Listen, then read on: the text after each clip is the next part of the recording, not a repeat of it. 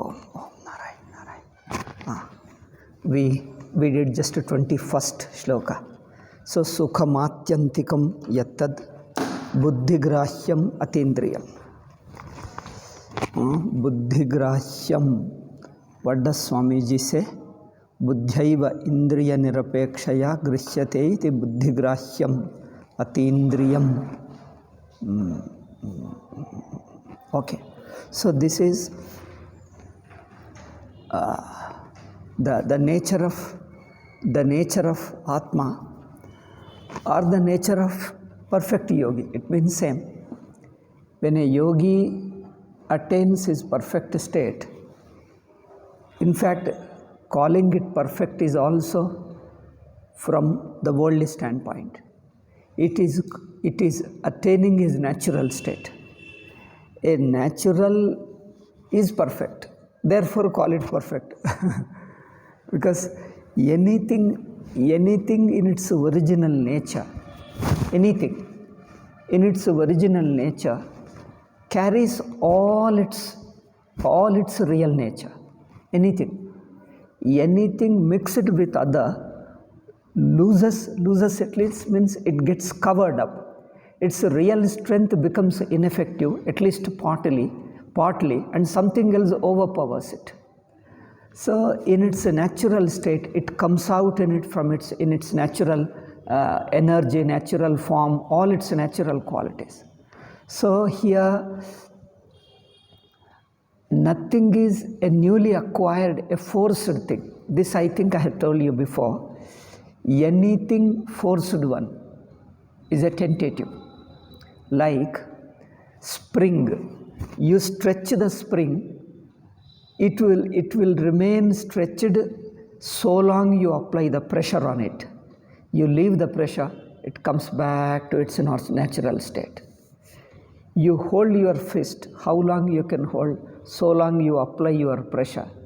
After some time you become tired, then it gets opened. So whatever doesn't need any effort, effortless is a natural state, where least effort, least is no effort. When there is no effort, whatever is in your hand, that is your natural state. Similarly, we have a wrong conception, wrong in the sense, attributed the non-self upon the Atma. So to the extent we disown disown or reject the non-self, to that extent I come closer to my nature. To that extent I become natural. See, compared to the worldly life, the heavenly life is little more relaxed. Then compared to Swarga, Brahmaloka is more relaxed because it is little more natural. But even in Brahmaloka, there is a subtle little bit of strain, a little strain. In Brahma Sutra, 4th Sutra is very beautiful, particularly in Brahma Sutra among them. Many are good, but the 4th is particularly excellent one. And the 4th Sutra, there is an elaborate 20-25 pages of Bhasha is there. And Swamiji, Sachidananda Swamiji would say, Shankaracharya was born only for that 4th Sutra. Swamiji wrote elaborate commentary on that. After Sugama, 1st Sutra, 2nd Sutra, 3rd and 4th, up to 4th, he wrote elaborate commentary as elaborate as Sugama. I think I should continue the 1st Sutra, 2nd, 3rd and 4th particularly. 4th is so beautiful. And so, in that thing, it tells the same thing. Anything you acquire with effort. So, you go to the heaven, you go to the Swarga, you will be little more relaxed compared to the worldly life. And your degree of peace and happiness is better. Degree of peace and happiness is more compared to human life. Then compared to heaven, Swarga, Brahmaloka is much more peaceful and more happy. Peaceful and happier. More peaceful and happier. because the effort is less. Your unnatural things you leave out. You come closer to you, but even there a small degree of individuality, a thin mind, a purified mind, but there is a mind. Those upasakas, saguna upasakas, even in Hinduism, like Dvaita, Vishishta Dvaita and all others, they talk of Vaikuntha, Kailasa. If he is a Shiva Bhakta, he calls Kailasa. If he is a Vishnu, he calls Vaikuntha. Or if he is a Devi Bhakta, you call Manidvipa. You must have heard Manidvipa is a Devi Loka. That is in Devi Bhagavata, last 4 or 5 chapters of Devi Bhagavata describes the Manidvipa, just like Vaikuntha, Kailasa, beautifully describes. That's worth reading. For Devi Bhaktas, in Devi Bhagavata, there is a Devi Gita. You must have heard a part of Devi Bhagavata, there is a Devi Gita. And then at the end of the Devi Bhagavata, in the last 4 or 5 chapters, I don't remember exactly, maybe 4 or 5 around that. So he describes that Manidvipa is a Devi Loka. It's amazing as you describe. It's just beyond a description. I think however you describe, it's just beyond description. So only the upasakas, those who see the entire world as a Devi alone, a shining beauty, infinite power, infinite beauty. So they go to that loka. That means they purify the mind. They purify it so much it becomes a Shuddha Sattvika, we call. Among the Sattvika, it is a highest Sattvika form. Then they have got Ashta Siddhi, all what you call Siddhi, Siddhi means the supernormal powers. All the Siddhis he has got. He can read others' mind. He can see the distant objects. As he thinks it happens. You think something happens, anything. You heal diseases. You can give money. You can assume another form. You can assume simultaneously 10 forms. You can be in one form there and one form here. Simultaneously you can be in 2 forms. Like this you have got many. You can change into a bird. You can fly in the sky. Or one form you can be bird, another form in human form. One form you can be in Swarga, one form here. In one form you will be in Brahmaloka, one form is in Manisha. Unimaginable powers. So one who goes to the Brahmaloka or Devi Loka or Kailasa, any place. So because the upasana is such that you love everybody.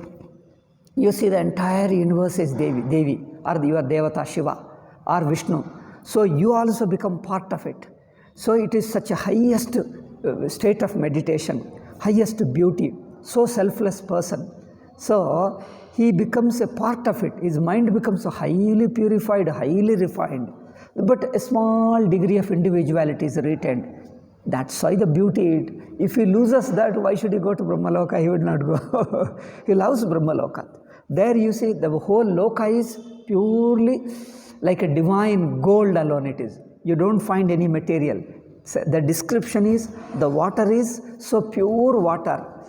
It's like a rainwater, like a distilled water, rainwater. And then no dust at all and no bad smell. You see the beautiful gardens there.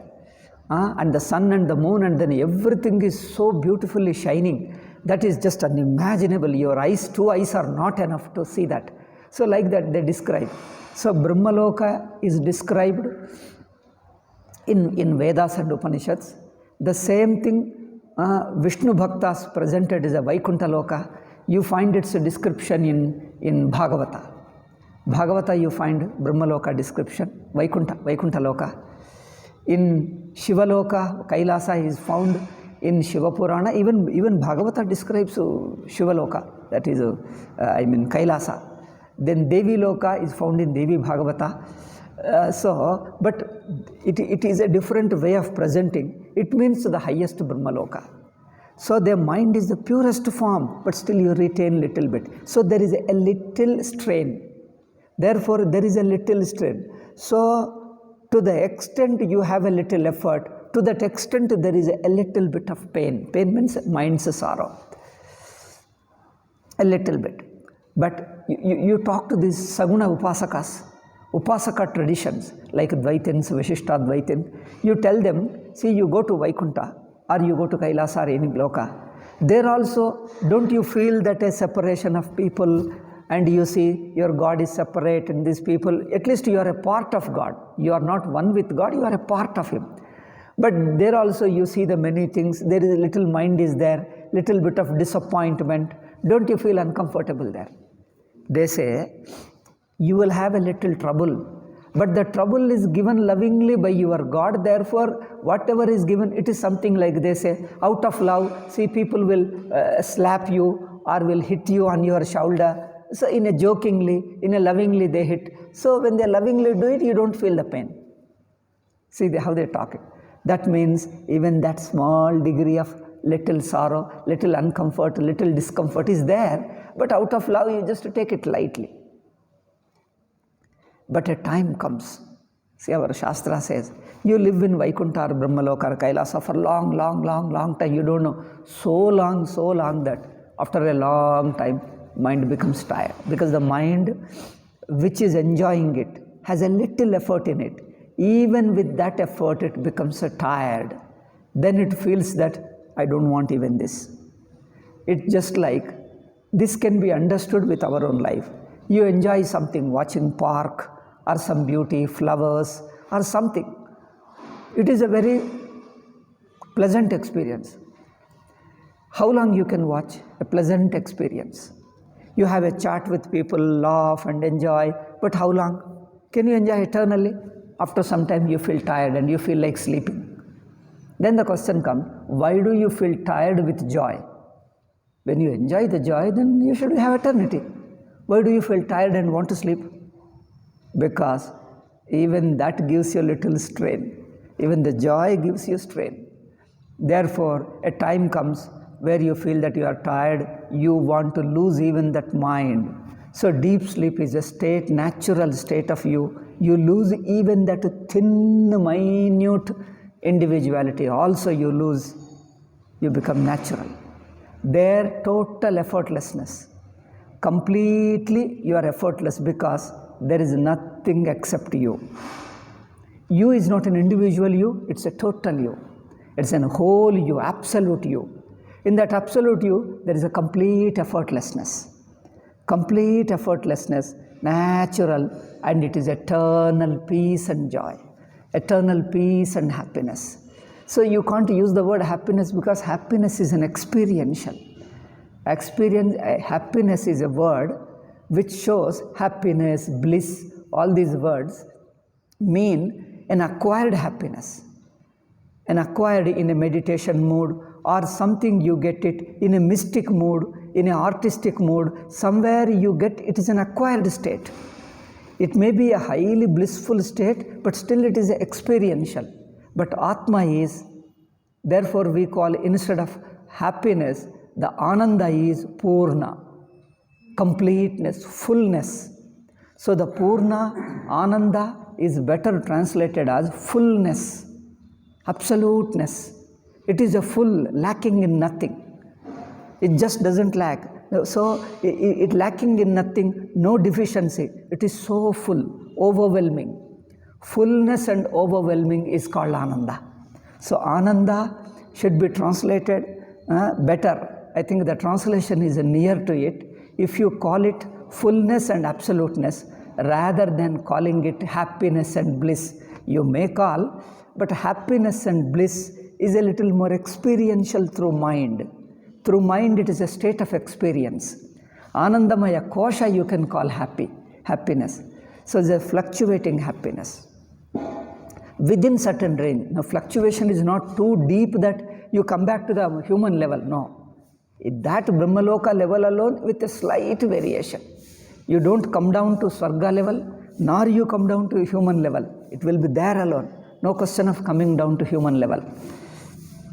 There itself a slight fluctuation, a slight strain is there, a little strain, a little effort in it. So when you are tired of that, you are willing to lose even that. That is a natural state. Therefore they say, even after going to Brahmaloka, you enjoy it. You live for long, I don't know how long it is, very lakhs and crores of years you live. Afterwards, a person may become tired and feel exhausted. They say, even these powers, these supernormal powers, this joy, etc. Even joy also gives me strain. Why do I need this thing? I don't want even this mind also. I don't want these divine powers also, divine experiences, divine bliss, even that I don't want it. Then he gives up.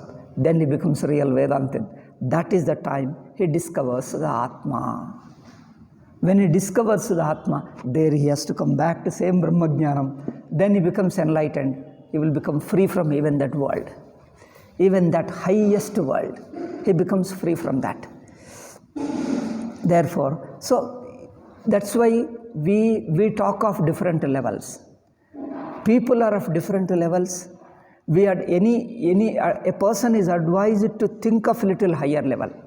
Not like certain religions, these European, where they say for everybody is only one goal, one loka, and everybody is forced on that. Either that or hell. Only you have got only two. There is no in-between option. Either hell or heaven. And everybody goes to only heaven, otherwise you go to only hell. Then what is the sadhana? Sadhana is also shortcut. You just believe and join our group. You believe us, join our group. You follow. You follow blindly our group psychology, our group ethics. A group ethics, you follow collective ethics. We are all united. Don't cheat each other. Do good to others. But you can exploit outside group. So in group, out group. All the ethics apply to only their group. Within the group, all the ethics, their books talk about, these two books, monotheistic religious books. Any ethics they talk about is, all those ethics apply to their own group. The people belonging to their group, one person of the group is supposed to follow with the other member of it, all the thing, values, satyam, ahimsa, the truth, everything, honesty, not cheating, not exploiting, not killing. If you kill your God, because your God belongs to this group. So, he is a leader of that group. So, you will be hurting that God because God wants you all to form into one group.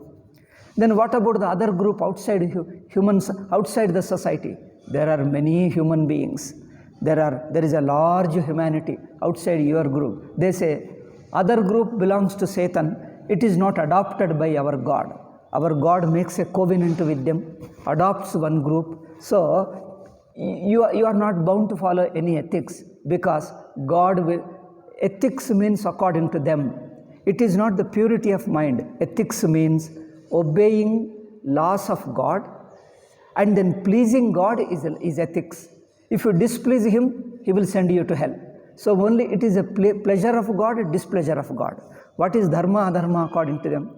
You please God, that is dharma. You displease God, that is adharma. Dharma, adharma, good and bad, vice and virtue. So according to them. So for the people of other group, you can exploit them, cheat them, because they are the followers of Satan. Who told? We decide that you are a follower of Satan. Who says? We say. Our group says, and our God says that they are followers of Satan. Therefore, you can exploit them, tell them lies and cheat them. Doesn't happen. You don't incur sin.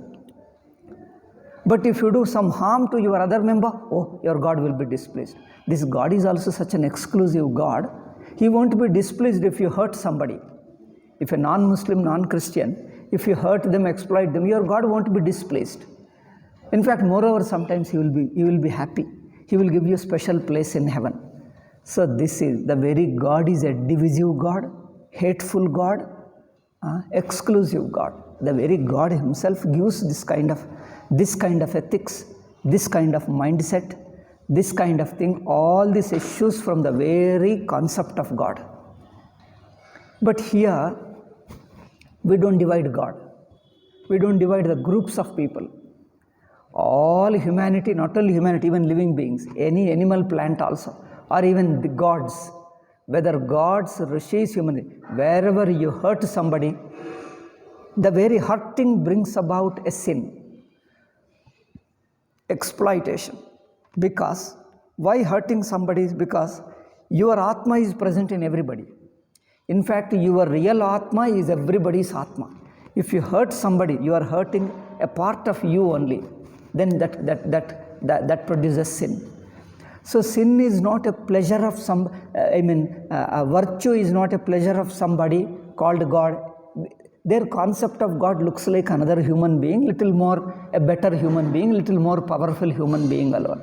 Like our king, local king, human king, a little more powerful man. Otherwise, their concept of God is another human being, little more powerful. It's not an impersonal, all-pervasive truth. It's in another person.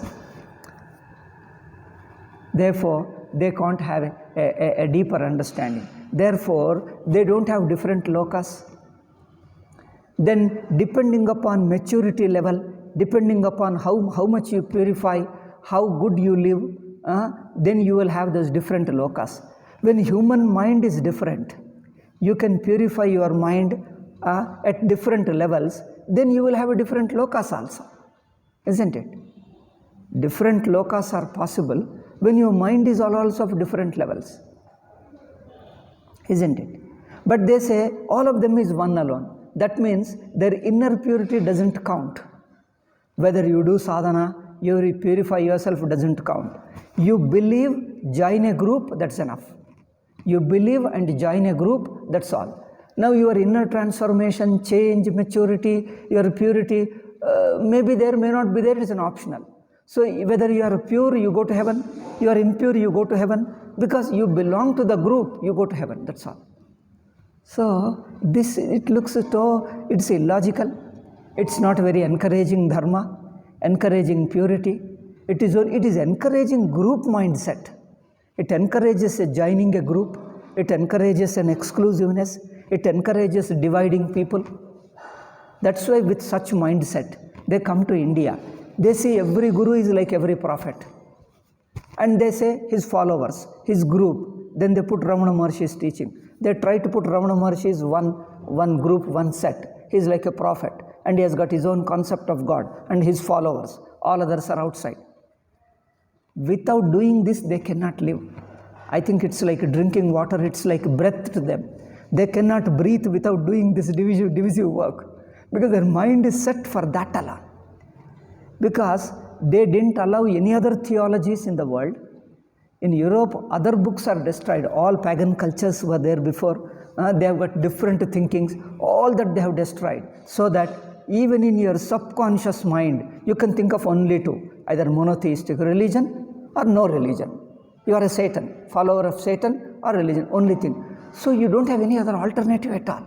They didn't leave any other alternative. Because if you think of an alternative, they call it heretic, blasphemy and all that. I don't know. If you think of different, at least people will have little consolation. Okay, I will think differently. No other thing. You can't deviate. You can't interpret differently. You have to just to follow only this and this alone, nothing else. If you slightly deviate, you go to hell. Oh my God. It's very difficult. So they have no consideration for human heart, for the purity of the mind, for inner growth, expanding, understanding, all that is just to go out of place. They have no place at all. This is the real problem. But here, it depends upon how mature, how pure you are, how inwardly you grow, that counts. That's more important. Therefore, you may have a society, you may have an organized society, because every society must have some laws, some organization, structure of a family, society, groups. But even that social laws are also based upon the spiritual growth. You can't make a society, social laws, government laws against this inner growth. This is what our constitution is borrowed from Britishers alone. Our earlier society, before Britishers came, Mughals came, Indian society, we also have politics, we also have economic system, we have a social life, but that life kept this spiritual growth in view. Keep this spiritual growth in view. Whatever is the goal of individual, same is the goal of society. The human goal is three. One is the Swarga, Brahmaloka, Brahmajnana. Or next human birth, okay, you can take this as next better human birth. In the same world, you will want to have a better human life, first goal. Second goal is Swarga. Third goal is Brahmaloka. Then the fourth is Brahmajnana. Like this, these four options are there. Then the society also should have these four options. Then the people are of different level. They try to follow these sadhanas. Then the lower options is either In the human life itself, you have a worst human life.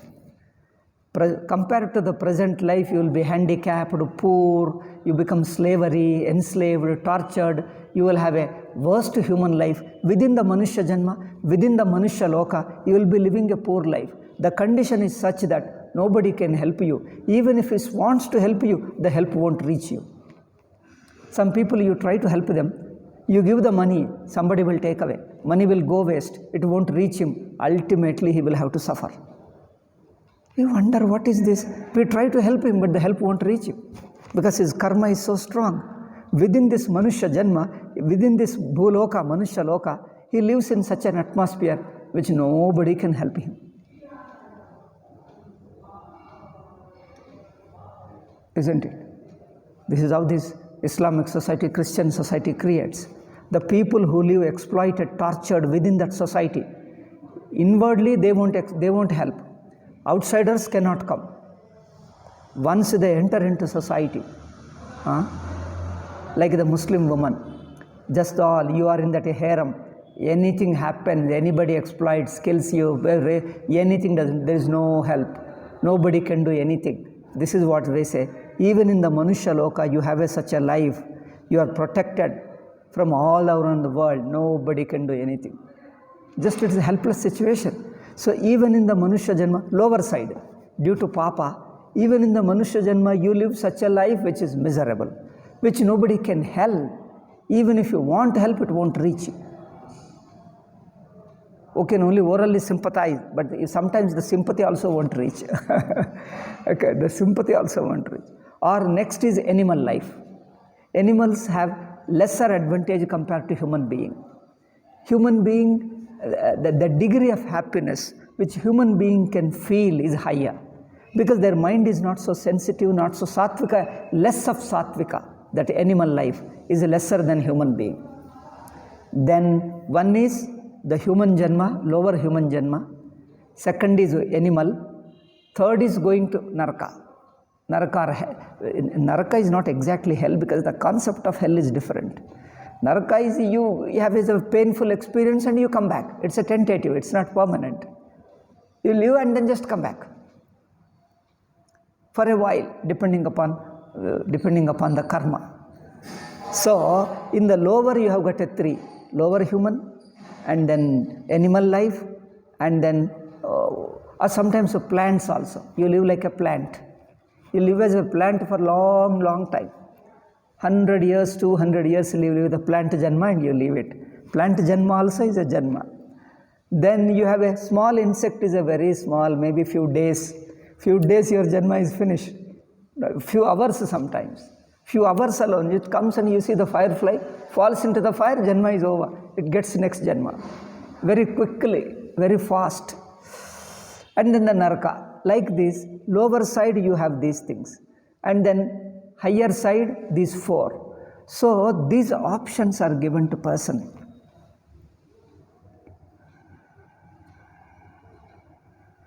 Because people are of different maturity level and is encouraged to follow little higher one. And it looks reasonable, and then Shastra's understanding is also right and it is reasonable, and it is not violently imposing, it is not imposing on others, torturing people, nothing happened. Therefore we just leave. They don't understand why Hindu society gives freedom in this area. Freedom doesn't mean you do as you like it. We always say from whatever level you are, you try to go little. If it doesn't grow, we don't torture him, we don't kill him, because inwardly everybody is the same Atma. It is he is depriving of his own higher growth. He is depriving of himself by committing more papa. By committing more papa, he is preparing for his lower life. He himself is losing his higher growth. Oh, if he tells him, then he understands. So therefore we only pity him. A person he lives like a demoniac life, asuric life, we only pity him. Because he is losing his own better life. He could purify himself, he can go to Swarga, he can go to Brahmaloka, he can become Brahmagyani. All the opportunity he is losing. Being born as a human being, he is losing it. We only encourage him, explain to him, with a sympathetically, and we pity him. Unfortunately, being born as a human being, having a good atmosphere in India, you can learn many things. You can learn some good thing and improve your mind. No, he's just wasting a life. We only pity him and leave him. No question of torturing and all. Because he is offending others, but more than offending others, he is offending himself. See, Hinduism says, if a person is wicked, by his wickedness, he is offending others, but more than others, he is offending his own Atma. His real Atma, which is a Brahman, he is covering it up with his all evil qualities, evil mind, evil nature, all that thing. That means he is outgoing. He is going away from his Atma. That means he is making a bigger distance to his own Atma. A person who is closer to his Atma, he becomes closer to all. A person, he goes away from his Atma, he becomes enemy of everybody. That's why our Shastra says, a person who is more purified, more closer to his own Atma, he becomes very generous, loving, compassionate, universally loving. A person who comes closer to Atma, he becomes closer to all. A person, he goes away from his Atma, he becomes away from all. So this is how our logic. So a person becomes away from himself, he becomes away from everybody. He becomes inimical to all people.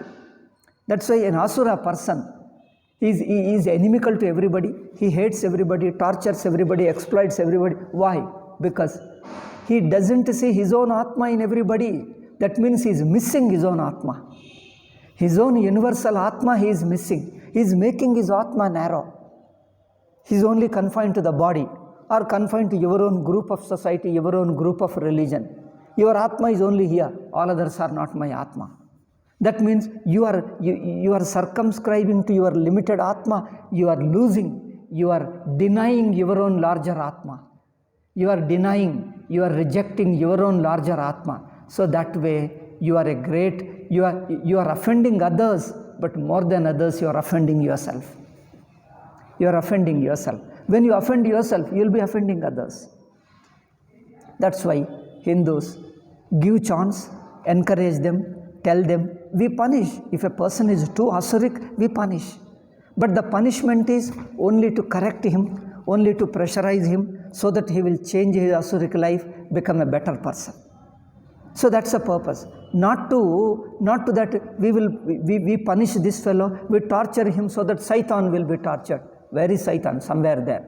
So he is a follower of Satan. You torture him so that Satan will be affected. So what is this? Satan is another person. How can this person is related to that person? He says, you torture this person so that Satan will be defeated. The Satan they call in Urdu, Arabic language. In India, Urdu also is there. So Satan, okay, in English. So that's the satanic, the Satan is hurt. So, okay, supposing you hurt the Satan, what happens? You mean Satan gives up and he becomes a better person?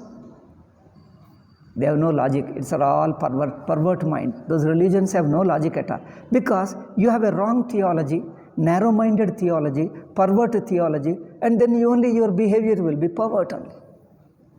It's not logical, it's not a universal fact. Because some belief has no logic, and your behavior is also illogical only, and belief-based. That's what we call fanaticism, fundamentalism and all. Our Indians try to explain, you see, he is also a human being like you. He is hurt, why are you torturing him? Just because he has a different belief, different way of thinking, different life he is living. So why are you torturing him? And they won't understand. Hindus think that we have given him good logic and he will convince him. Hindus don't read Islam, Christianity, what the theology says. Therefore, they think that we have given him a very important logic, very strong logic, he will change. He won't change because your logic is no logic at all. It doesn't appeal to him. It doesn't touch his heart and doesn't move his heart. Because for him, he doesn't go by logic. And he says, you are talking only human level. Human is too small, our religion is superior. According to them, you want us to consider as a human being? Okay, we consider as a human being, but we are only torturing him so that he will give up his satanic religion and come to our religion so that he will go to heaven, he says. He says, we are only helping him to go to heaven, so that we are forcibly converting him to our Islam. He will come to our religion and go to heaven. Therefore, torturing is only for his good, so let us torture. Lovingly he is torturing you. Compassionately, kindly he is torturing you, so that you give up Satan. Because you judge that he is following Satan, and you think that by torturing him you are only blessing him. This is a perversion. You think that you are helping a person by torturing him, exploiting him, enslaving him. Not only that, you are torturing him so that he will be tired of his pagan religion and come to his religion. You know, particularly that Islamic religion. Their holy book says some people are destined to hell. So you teach any amount, you torture them any amount, they are destined to hell. Therefore, torture them. Anyway, they are going to be burnt in eternal hell. So you torture him, doesn't matter. They are meant for hell. They were destined to hell.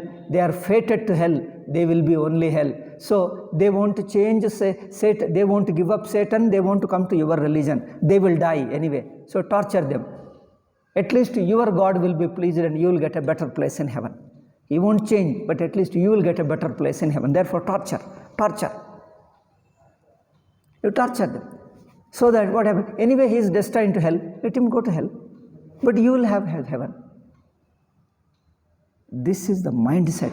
Theology is creating all this hell all over the world. And people call them intelligent, extraordinary, all Nobel Prize, etc. All those fellows are shallows. Childish, I think worse than childish. Because they are not able to see where they are going wrong. Because you just go by, that's why the European atheists have just thrown away all this religion. They talk them nonsense. You talk of the God, they call them most devilish. You talk of a God, it's a devilish, they say. They become atheist. They talk of human values, that's all. Best is human being. There is nothing beyond human being. They come to only that. So here, so when we criticize, we don't criticize like atheist. We don't criticize like atheist. We take religion, we take spirituality as a basis. So from our criticism is different. But we follow logical. Seeing that we are logical, they think that we are atheist. Just because we apply logic doesn't mean atheist. Just because we talk religion doesn't mean we are fanatic religion. This Hinduism cannot be categorized. Either you have a fanatic monotheistic religion or you have got a non-believer of religion, atheist. They can only think of two categories. Same problem. What those two religions, monotheistic religions do, they categorize into two people. Satan followers, God followers. Just as they categorize believers and non-believers, these atheists also categorize two people. Either you are atheist or you are a believer. Only two. They don't have in between third. They also do the same thing. So we have no sympathy with even atheists also. Just because we talk logically doesn't mean we have all sympathy for them. Just because we believe religion also doesn't mean that we have all sympathy for these believers. Okay? There again, difference is there. Therefore, what ultimately counts is your inner purity, inner maturity. That makes the difference. So according to that level of purity, so that the purification purification comes in two ways. One is your mind becomes pure, your samskara, your emotions, thoughts, attitude, outlook, the negative thoughts, negative feelings, the negative concepts, ideas will change. That is change in samskara, change in personality. And another thing is you acquire punya also. The punya is that invisible, unseen result. Unseen result is your cosmic relationship. Okay? That I think we must have done, or we may discuss later. That's a punya. So it is two ways. So accordingly, you go to that world, so you will have a better mind, a better body, and the world also, a better world, higher world you get it. The world, you get a better world, your mind also becomes a better mind, so they go together. And you live in that world. So this therefore, we have a different levels. Let person live. Let person prepare himself, purify himself, go to the higher loka and experience positively. That's why we don't tell them negatively. Do sincerely do. Anything we say, even if you do wrong thing, that's one thing Hinduism emphasizes is, don't be hypocrite. Don't be a blind believer. See, these people, those who believe, these believing religions, monotheist, they keep on torturing others. Supposing this Gandhiji was used to think, okay, you allow them to torture during our partition of India. Those fellows tortured. Gandhiji thought that how long will they torture us? You allow them to torture. Don't protest. Don't resist. Wholeheartedly surrender to them. Let them torture. This will change their mind. It won't change. Because this torture is not coming. See, this is where Gandhiji made a mistake. I don't know whether anybody else in Europe like that Gandhiji. Is there anybody comparable to Gandhiji in Europe? I think it's a very important study we have to make. See, Gandhiji's idea is, first let us set aside Gandhiji and think of a human nature first. If a person is wicked, he will exploit others. He will torture others, torment others, exploit, and do something. How long he will do? He will do few days. If the other person doesn't protest, he will kill people and do something. After a few days, he will change. He will get exhausted. He will get bored. Oh, poor innocent people, they are not protesting, resisting. They are not hurting me back. Why should I do? After some time, he himself will be bored or exhausted. He will change. If it is, so Gandhiji says, if these people are doing, okay, they will change. This is what Gandhiji's philosophy was, and this is what many Hindus oppose it, many Hindus dislike him, ruthlessly criticize him for this kind of thinking. He thought that if these people during our partition of India, they exploit you, torture you, they go on street riots and killing and all that, they say, don't protest, don't resist, voluntarily surrender. Let them kill you. Let them take away all your property. Do all of them. How long will they do? They will kill few people, 10 people, 20 people, 100 people. Afterwards, they themselves, a time comes that it moves their heart and they feel that, oh, sadly, that how much we killed them. Okay, they will change it. At least we will be changing one whole society, one religion we will be changing. Let a few hundreds and thousands die. Let us get tortured for a few days, few years, let us say. Okay, for 20 years or 30 years, let us get tortured so that the whole society will change. This is the Gandhiji's philosophy of non-violence. Non-violence is a great principle. It will change people. The biggest mistake of Gandhiji is he refused to see they are not ordinary human beings. They are a follower of a religion. There is a dogma. There is a theology sitting in their mind. If it is a without theology, you see, the ordinary human being doesn't subscribe to any belief, doesn't subscribe to any theology. If he tortures somebody out of his individual ego, out of his personal weakness, personal ego, personal sadism, over a period of time he will change. Because the mind is subject to change, it will change. But here, they are torturing you not because of their ego, their selfishness and all. It's not ego and selfishness. More than ego and selfishness, they have an ideology. They have a theology. They have a God behind it. There is a heaven, God, religion, and all that. So that is accepted but not thought out. They are not questioned. See, do you think that by torturing more people, one day they will start questioning their Islam? That my religion could be wrong, my prophet could be wrong, their concept of God could be wrong, their whole idea is wrong. They never question. In fact, they will be more afraid, they start believing more.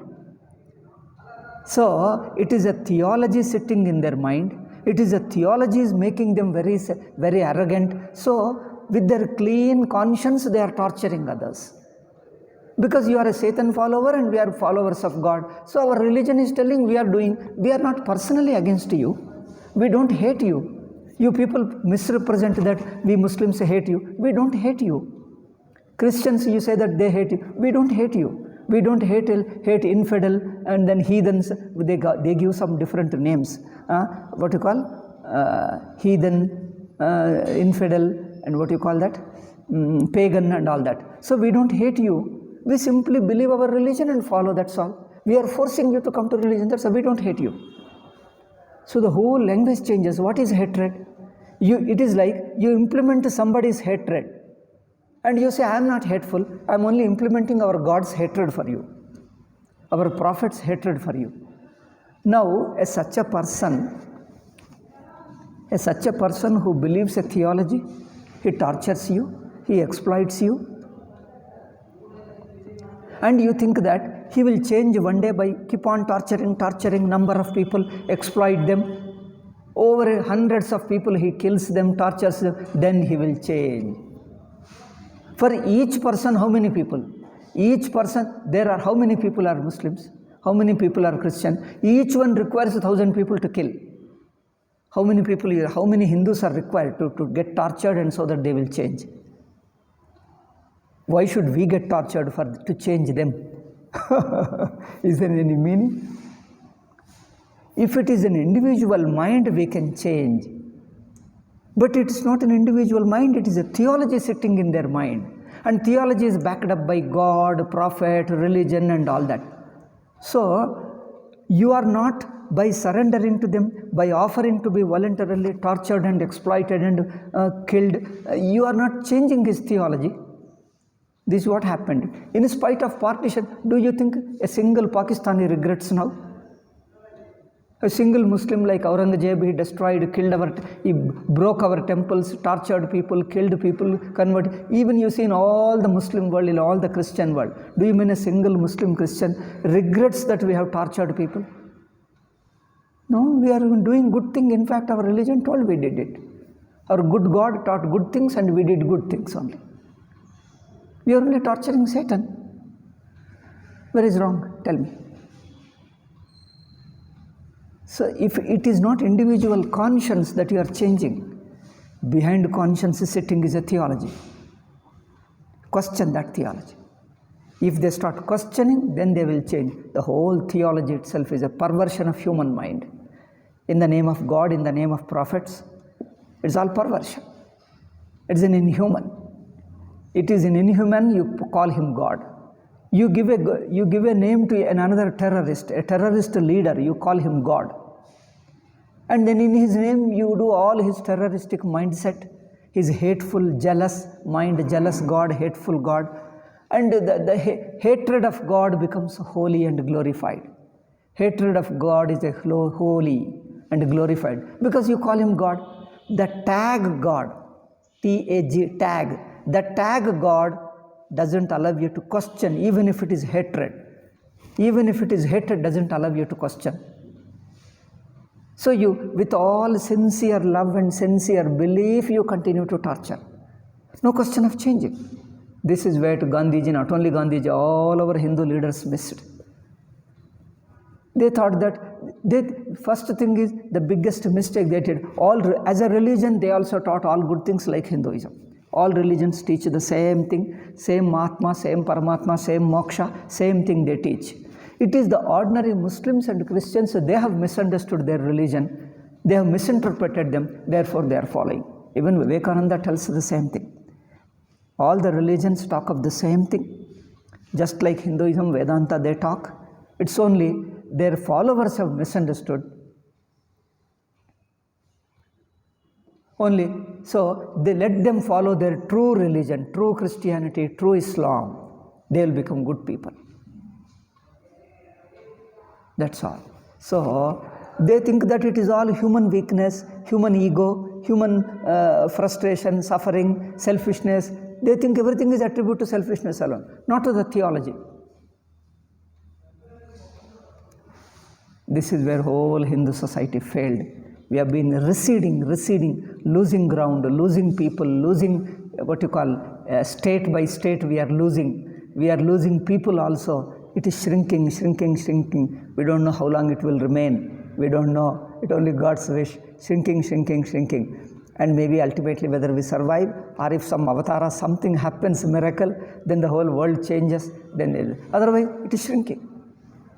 Then Europe handled by atheism. They wanted to handle it by atheism. By atheism, science and etc. They rebel against it.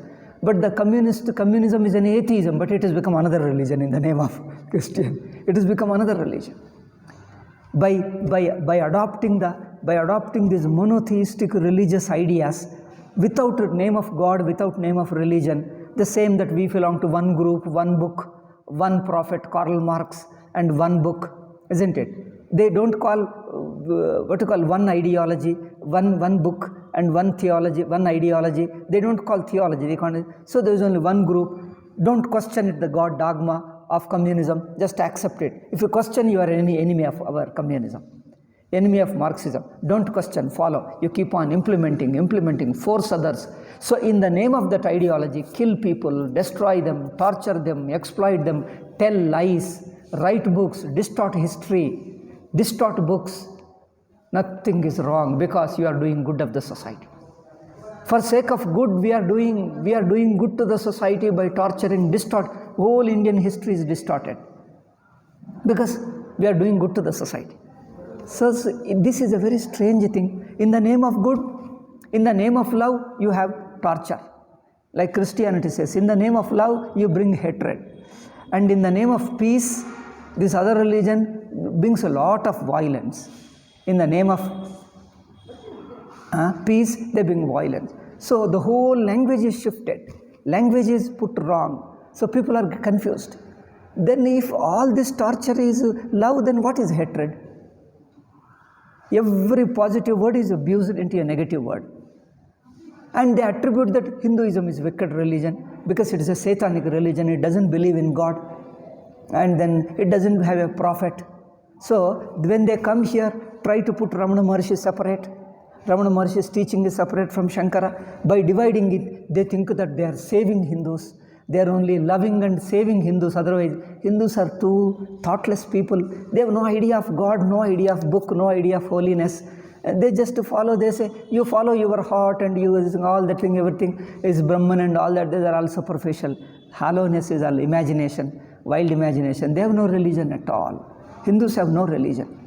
So we have to correct Shankaracharya. We have to correct Ramana Maharshi according to their religion. That's why these people are compassionately coming to India. They're trying to distort our gurus, our teaching, so that they want to save us. See them? This is the problem. Problem is not individual ego, individual frustration. It's not individual selfishness. Individual selfishness we could handle. That's a human nature. You find any human being anywhere in the world. Even in India, of course, we are also human beings. We also have. But we can handle them in individual selfishness, ego, frustration, etc. If a person has suffered something, we can handle them.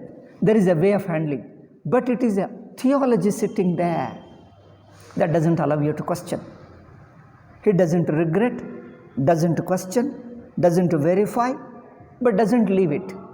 It goes on, goes on, goes on. It is a vicious circle. These religions, theologies are vicious circle. You keep on sitting in the same theology. You can't come out of it.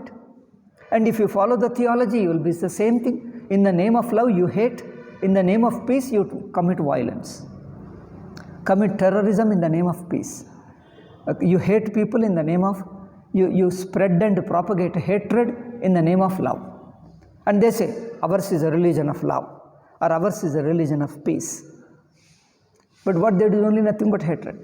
So, but they are unable to understand because the first thing is your mind is blocked. Don't question. Because God means no question. God means no thought. You are made into a robot and a robot works.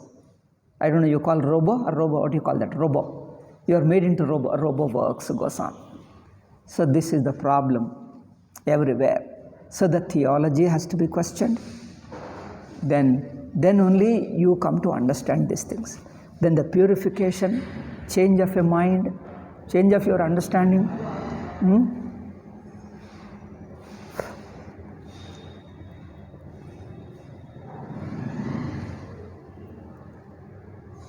Therefore, a person goes to purifies level.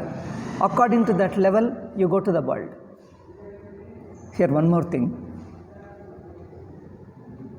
You purify your mind. I told two things. Do you remember? Your personality has to be purified then you have to acquire the world. You need punya to get that world. Two things are required. That means you have to earn the punya to get that world, and you require the equivalent purification in your mind. Your personality should be prepared to be able to live at that level. If any one of them is different, you won't go to that loka. If suppose you have acquired punya to be able to go to heaven, but your maturity level is not up to that, you can't enjoy the heaven. Or your maturity level is high, but you have not acquired sufficient punya to be able to go to that world. So with a pure mind, you remain in human life alone. You are a highly purified man, but you have not acquired punya to be able to go to Swarga. So two things are required. My side, subjective side, I have to purify. Objective side, you have to acquire punya to be able to go to that world. So two should go together. So if you have that corresponding purity and corresponding heaven, Swarga, you will go to heaven. Then if it is a still higher loka, then you go to the Brahma loka, or you have the corresponding purity also. If anyone is missing, then that loka is denied. You will be in somewhere else, in other world. Yeah.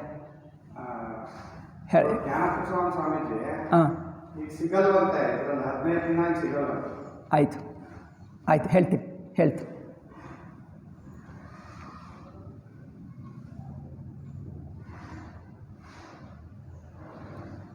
So two things should go simultaneously. So we are only analyzing different levels of happiness. So the ultimate is, we are not acquiring through a world and through your mental state.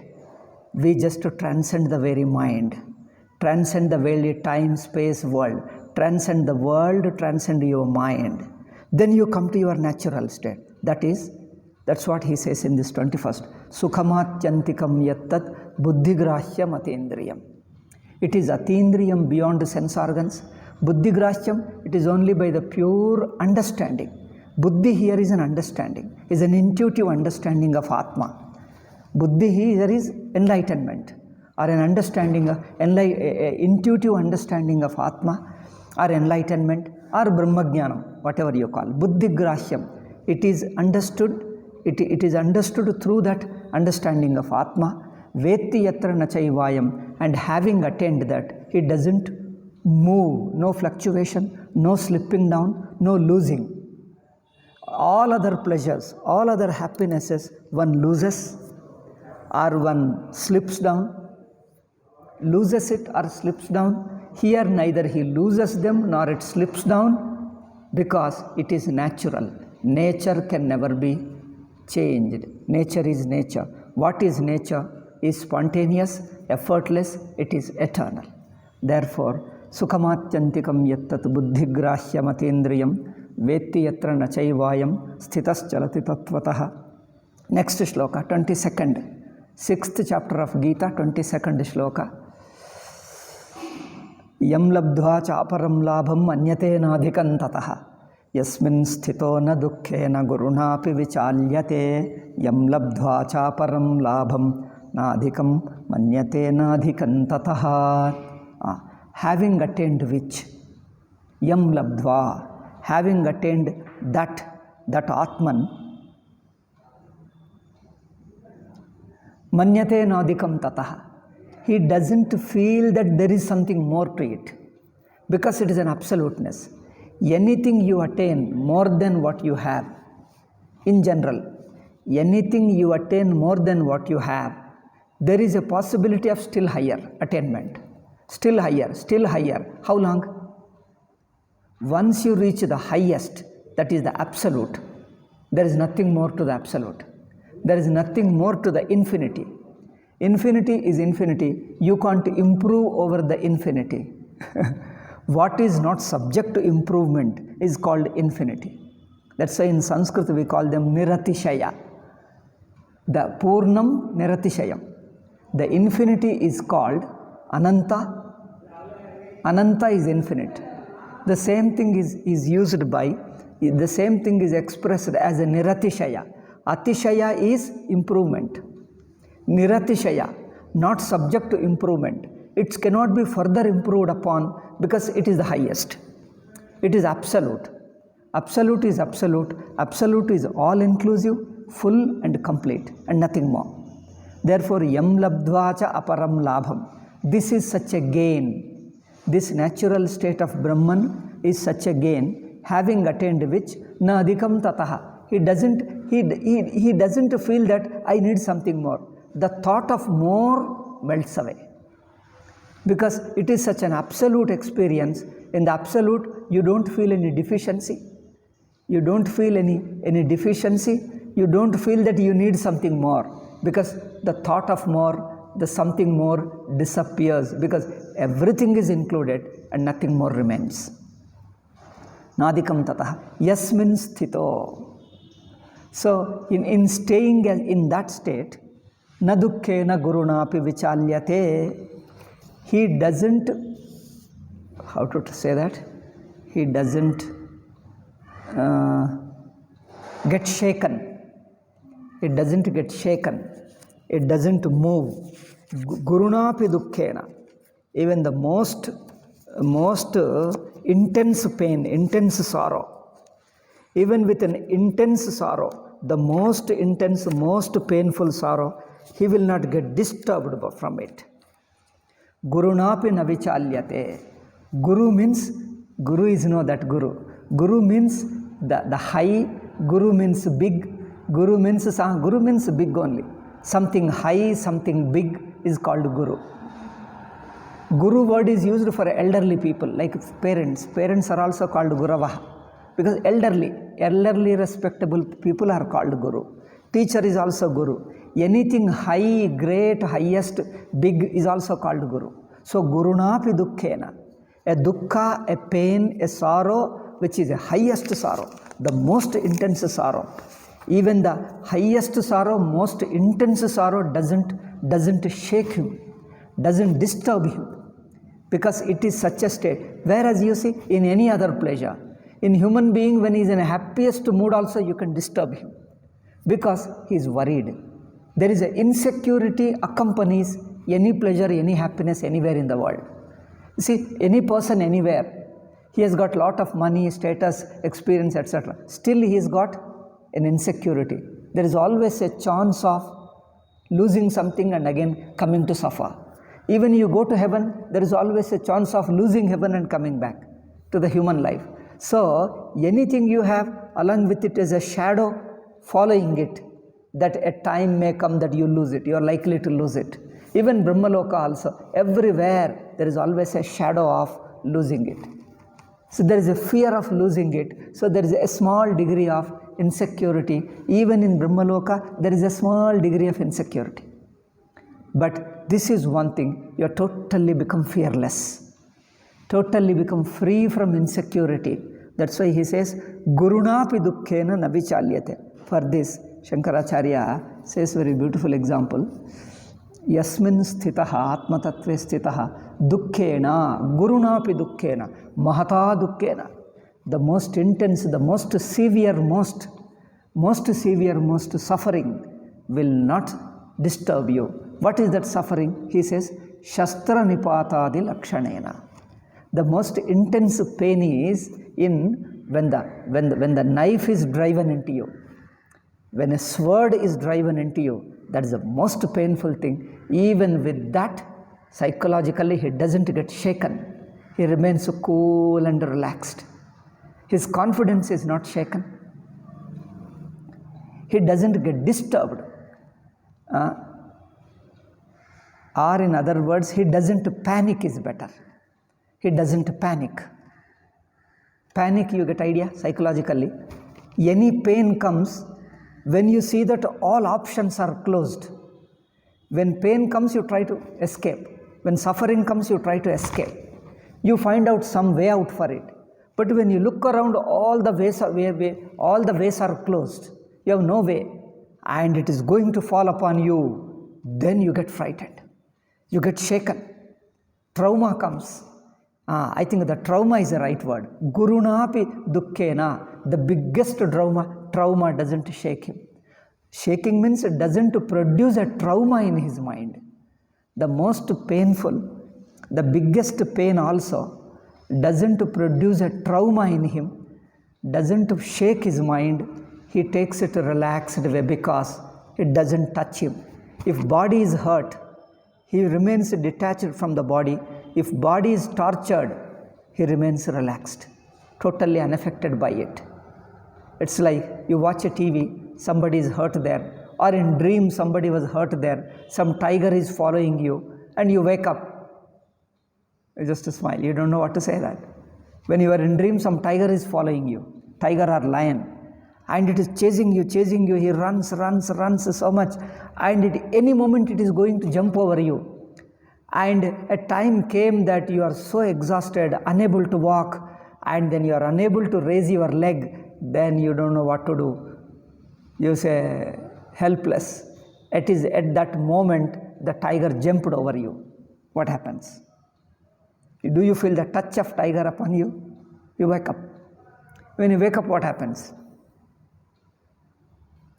Whole suffering is gone. Similarly, so the suffering of the dream doesn't touch you. So he lives in such a level where the suffering of the world doesn't touch him. All the sufferings apply to the body, our prana, our mind, and individuality. It is a bhokta. When he transcends body, sense organs, mind, and sense of individuality, he stands as the sakshi, the witness. Witness is like a mirror. You bring most painful thing in front of the mirror. Does it hurt the mirror? Does a reflection hurt the mirror? You bring a sword, or you bring a fire. Does it burn the fire? The picture of a fire, you bring a fire, put in front of the mirror. So this fire is reflected in the mirror. Does the fire burn the mirror? Or does a sword cut it? Nothing will do. So therefore, the mirror remains untouched by the reflected form in it. Similarly, he sees all this is only a thought. Like a person who woke up from dream, he sees everything only as a thought. So the entire world is a thought. The fire in the world, fire in dream is only a thought. The tiger in the dream is only a thought. Thought without reality. It is just a thought without being real. Therefore, it doesn't touch you, doesn't affect you. He remains, it is the safest place. That Brahmatvam is such a safest thing that nothing touches him. That's what he says. Yasmin sthito nadukkena gurunapi na vichalyate. He remains totally relaxed. He doesn't carry vengeance against anybody. Because a person who is hurt by somebody, who is exploited by somebody, hurt by somebody, he carries some ill will towards somebody. So he doesn't feel exploited. It doesn't feel hurt. Therefore, it doesn't carry any ill will towards anybody. A person who is exploited, a person who is hurt, he carries some ill will. So, what can others do to me? They can take away the body, they can kill the body. Body is not me, let it kill, doesn't make any difference. Or take away property, or do something else, or do hurt people around. Nothing hurts him, nothing touches him, because he stands like a mirror. So that's what he says. Yasmin sthito nadukkena gurunapi vichalyate. Next shloka. Tam vidyad dukkha sanyoga viyogam yoga sagnitam sanischayena yoktavyo yogo nirvinna chetasa. Yeah. Tam vidyad dukkha sanyoga viyogam yoga sagnitam. Yoga sagnitam, it is called yoga. It is called yoga. See, yoga literally means, yoga means joining, one meaning. Jodna. In fact, Hindi word jod comes from yog. Ya is changed to ja. Ya is ja. Carl Jung, they call him. They write J and pronounce it as Young. I don't know how they do that. The J is pronounced as Ya in some languages, I think. Similarly, in North Indians, the Ya is pronounced as Ja. Ja and Ya, they are pronounced together. Similarly, yoga is called jog. Jog means joining in Hindi, jodna. So, though it is called yoga, Bhagavan Krishna says, though it is called yoga, yoga means joining. In fact, there is no joining in it. The yoga, the meditation, or the contemplation that we practice, we are not joining anything. Neither you are bringing something else and adding to you, nor you are going to add to something. There is no adding at all. Then what is it? It is only detaching. You are disowning, detaching, negating. It is more of a negation rather than positive acquiring. Yoga is positive acquiring, something gaining. Though it is called yoga, yoga means acquiring, gaining. Though it is called yoga, though it is called gaining, in fact, it is negating rather than gaining. Dukkha sanyoga viyogam. Negating of what? Negating, what are we negating here? He says no gaining, is only negating. What are we negating? Dukkha sanyoga viyogam. Yoga is gaining, viyoga is losing or negating. Viyoga, losing or negating. What are we negating or what are we losing? Dukkha sanyoga viyogam. We are losing the connection of sorrow. Sorrow is connected to us. Sanyoga is connection. Dukkha sanyoga or involvement. I am involved in sorrow. I am connected to sorrow. Dukkha sanyoga viyogaha. Viyoga is detaching or separating or losing. You are losing the connection with sorrow.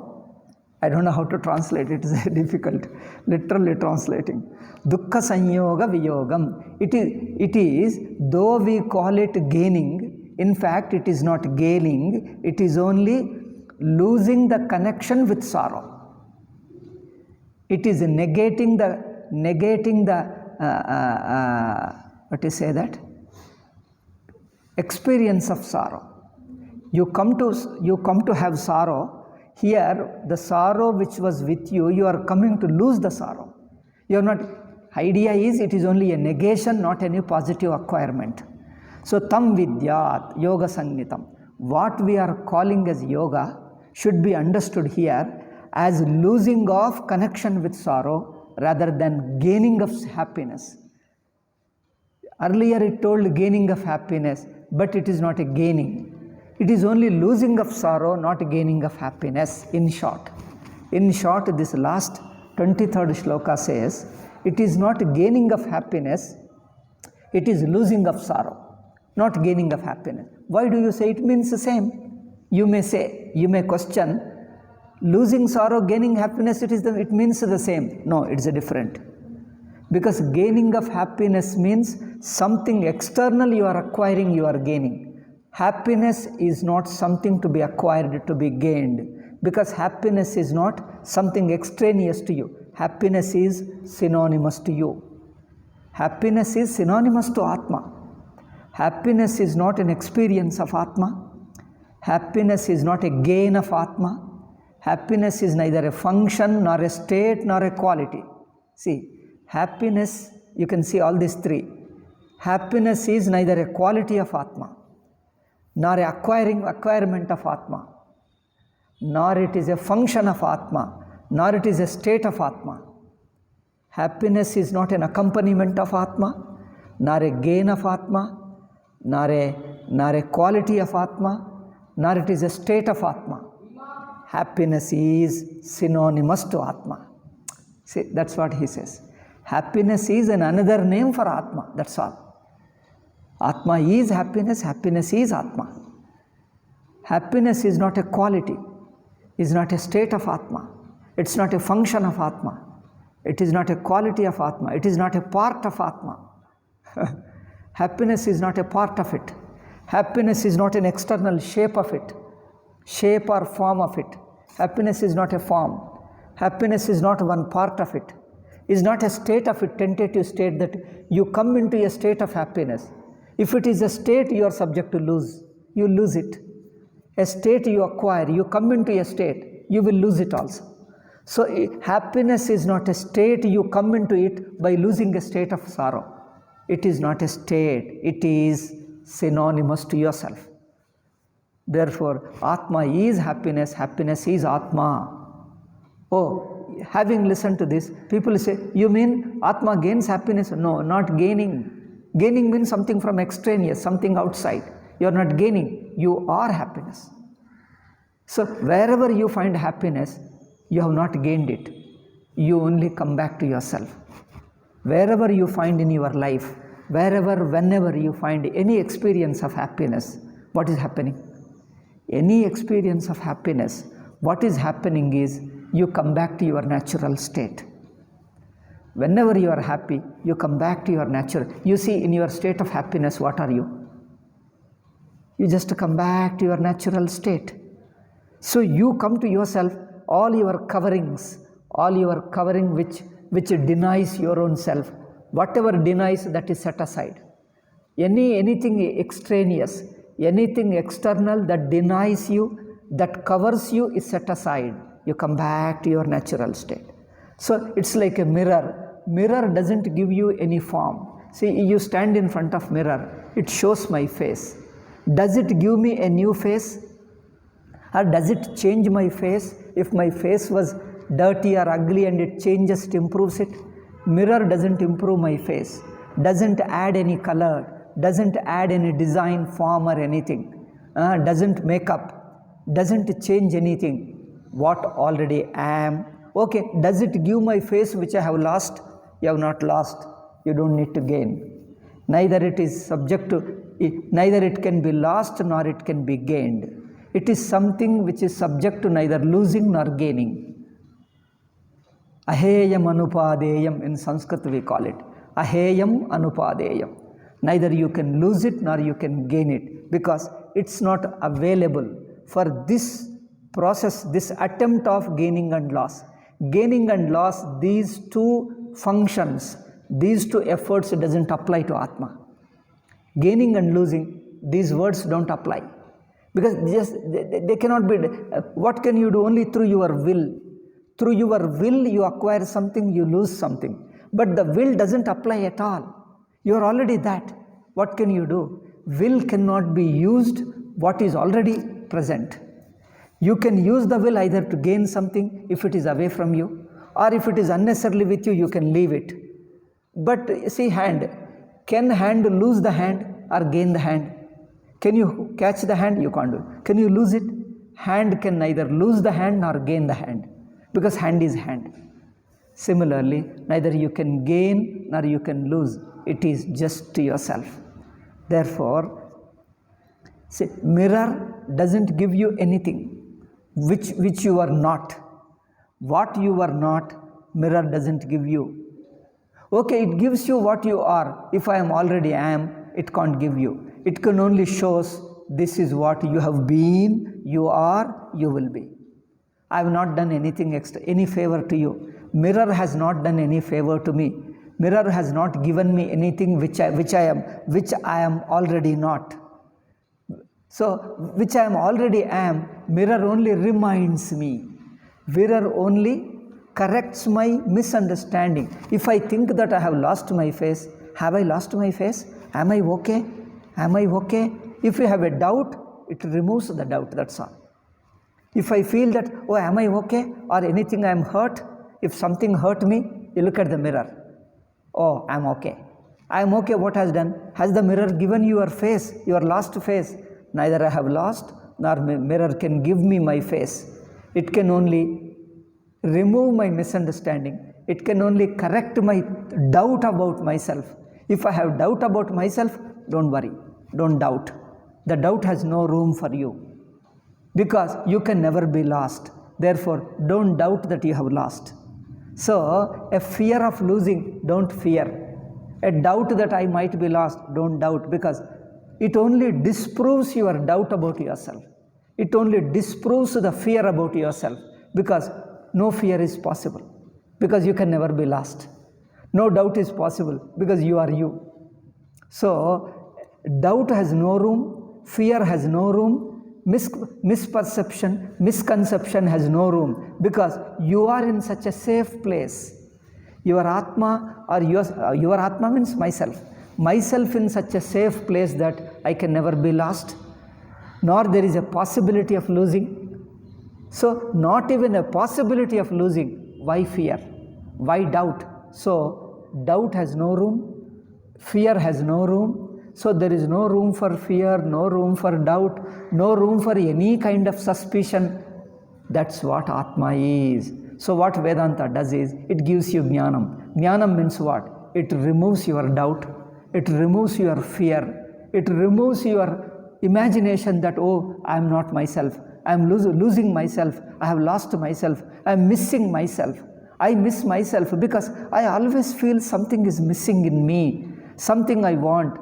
I say, you have not missed yourself, nor it is possible to miss you. You are you. You are very much you. It only reminds you by helping. Your very nature cannot be lost.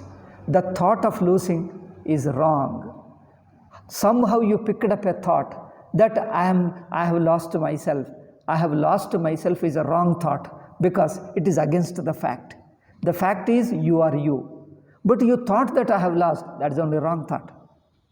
The thought is wrong. Person thinks that I have lost myself, I want to gain. Vedanta doesn't give you your lost self, doesn't recover your lost self. It only convinces you you are not lost. See, this is the thing. It only convinces you you are not lost. You are not subject to loss. The losing is impossibility. Oh, it is only a wrong thinking. The wrong thinking is wrong, is corrected. You are you already. Therefore, Jnanam, the knowledge, doesn't produce a thing. Knowledge disproves the wrong thinking about it. That's all. Knowledge only illumines what is already there. Knowledge only points out, illumines what is already there, and disproves if you think that you have lost it. It disproves your feeling of loss. It disproves your feeling of loss. It doesn't acquire you, doesn't help you to acquire, because it cannot be acquired, because it can't be lost. It can neither be lost nor can be gained. So you are something neither can be lost nor can be gained. You are not subject to any of these things. So your doubt has no room. Your doubt is wrong. Your fear is wrong. Your fear is disproved. Your doubt is disproved. You stand self-existing Atma. This is how the knowledge means this.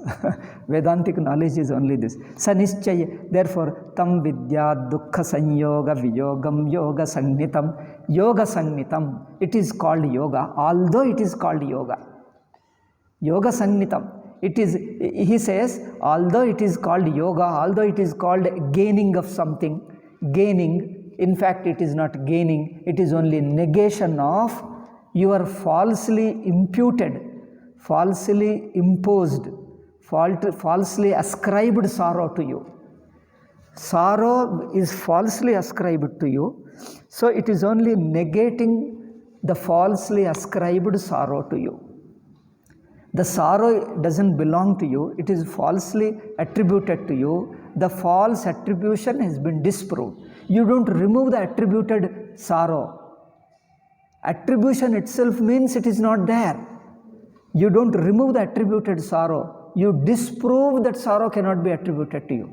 It can never touch you. You only disprove the false attribution. You don't remove the sorrow. See the difference. Remove implies that you are subject to sorrow and then you have to remove. You are not subject to sorrow and then you can't be removed. You don't need to remove because you are not subject to sorrow. You only falsely thought that you are subject to sorrow. The false thinking will be disproved. I don't know, I am presenting rightly. English, expressing through English is very difficult. But anyway, I am trying all these ways. So, false attribution is disproven. Then what remains is remain, that's all. Then you understand, what am I gaining, what am I losing? Neither I have lost anything nor I am gained anything. I have been the same Atma. I have been same Brahman. Yes, you have been. You have been Brahma, you are Brahma, you will be eternally Brahma. Oh, what is all this? Nothing. Nothing happened. You are already Brahman. That's all. This is the way of enlightenment. Enlightenment happens only this way. Not that something newly happens, a sudden change in you, a transformation in you. All these are language. All this language don't take literally. So we take generally literally this thing. No transformation, no change, no acquiring, no gaining. All these are only language, way of telling. It only means you disprove the present thinking you have that I am lost, I am a jiva, I am suffering, I am an individual, I am subject to birth and death. I am missing many things, I am lacking, I need to acquire many things. All this thinking is a false thinking, wrongly attributed to you. All these things doesn't apply to you. All these thoughts, all these feelings do not apply to you. You are beyond this kind of attribution. That's why adhyasa is adhyasa. Adhyasa is attributing. Whatever is attributed to you, all this is only attribution only in terms of thinking. You think that you are subject to all those things and you have to disprove all that thinking is wrong. There is no adhyasa. You have never lost anything. You have been Brahman. You are, you will remain. And it cannot be. Therefore, adhyasa is false. And adhyasa has to be disproven, not to remove the adhyasa. If you say removing, then you are assuming that there is a really attributed to him. You have not put on him, you are not going to remove it. Removing implies that it is there. There is no adhyasa. Where is the question of removing? It is only thinking. The thinking has to be disproven. That's all, you are free. You have been free, you are free, you will eternally remain free. So, sun is such a yoga you have to practice. Sanischayena yoktavyo yogo nirvinna chetasa. This is also a beautiful expression.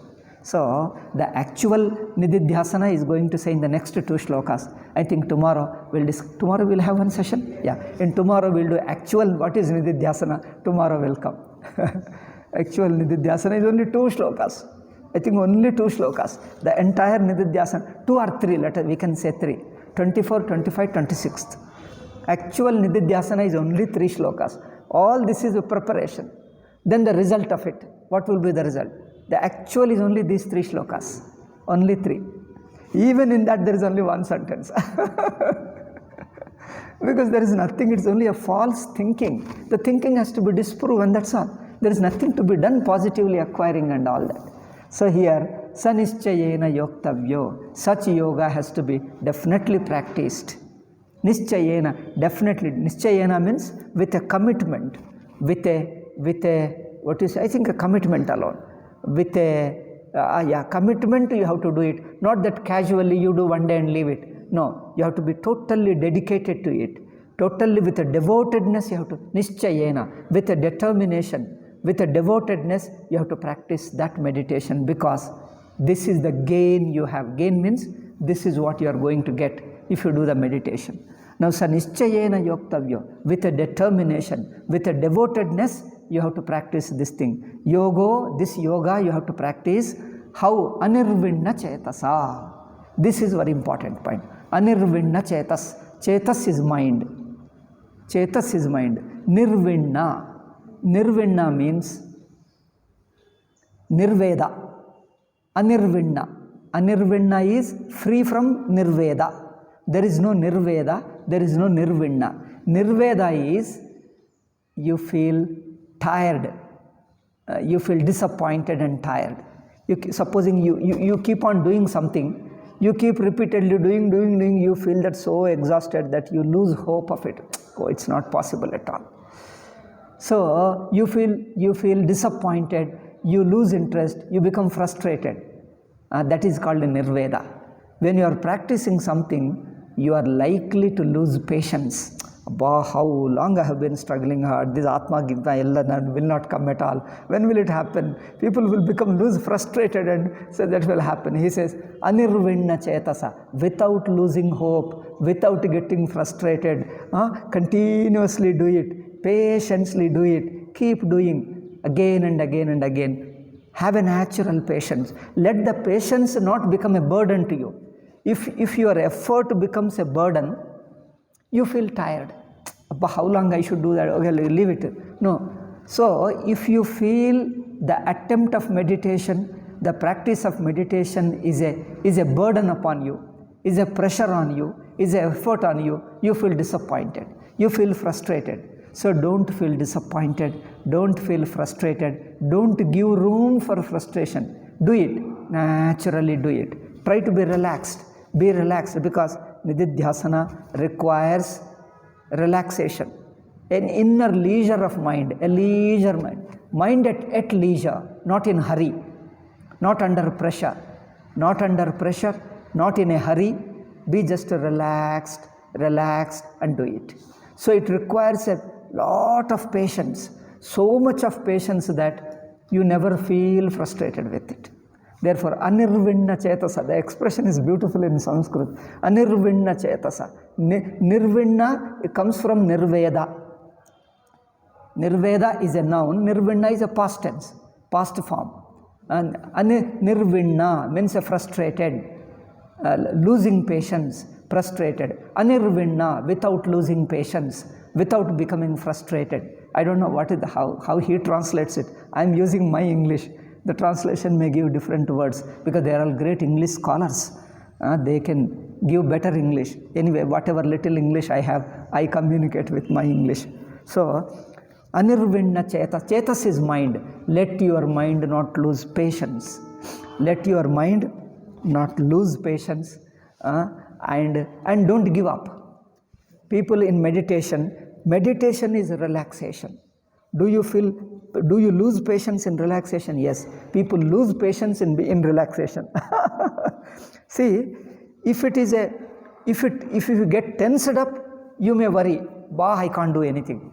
But in relaxation, do you lose patience? Do you get frustrated? Even in relaxation, people get frustrated. Because people want to do something, want to do it immediately. I say, no question of immediately. Just be relaxed. Have an infinite time. As if you have an infinite, that's why sannyasa means have infinite time. Now there is no hurry. How many days you have? You have 10 days? You have 20 days? You have 1 month? No. Sannyasa means you have infinite time. You don't think of when to finish. You are meditating. When to finish? No thought of finishing. No thought of pressurizing, hurrying up. No hurrying, no pressurizing. Just to be in that state. Be relaxed and observe. It just happens on its own. Allow it to happen. You don't do it. If you try to do it, you become tired, you become frustrated, you lose patience. You don't do it. You leave yourself in the hands of that relaxation.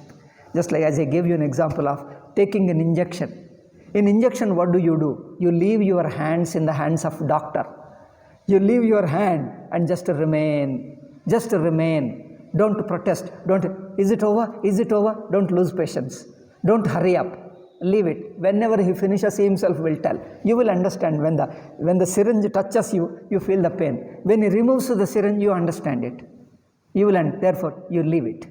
You leave it. Just leave it. Don't protest. Don't resist. Don't pressurize. Just leave it. Therefore, Anirvinna Chetasa, without losing patience. Because meditation means observation. In observing, mind slips down, mind loses patience. How long I should observe? No, just observe. Observe. The very observation merges into the Sakshi. It becomes a natural, spontaneous Sakshi. Sakshi is witness. Witnessing is a natural state. First you consciously start with just a thought you trigger and leave it. The same thought keeps on watching, then it becomes a spontaneous, merges into it. No thought. Then it is there, already there. Therefore, Anirvinna Chetasa, you practice it. So how do you do that? How to drop that will. How to drop the will and stay as a Sakshi. That is the main meditation. We'll discuss in the next 3 shlokas tomorrow. Om Shanti Shanti Shanti. Harihi Om Shri Gurubhyo Namaha. Harihi Om Tat Sat. Then thereafter certain other questions about again the result of yoga, and then he says in practicing mind doesn't cooperate, mind is too restless, how to handle the restless, and certain other secondary questions he puts and I think we will continue after you go there. I think on Sundays I shall continue. Other secondary questions he answers. But the main thing is these 3 shlokas. We will do out of the 3 shlokas, first we go do summary of it, then as much as we can do, as much time permits, then we continue in the next Sundays. Every Sunday class, Sunday talk, we will continue.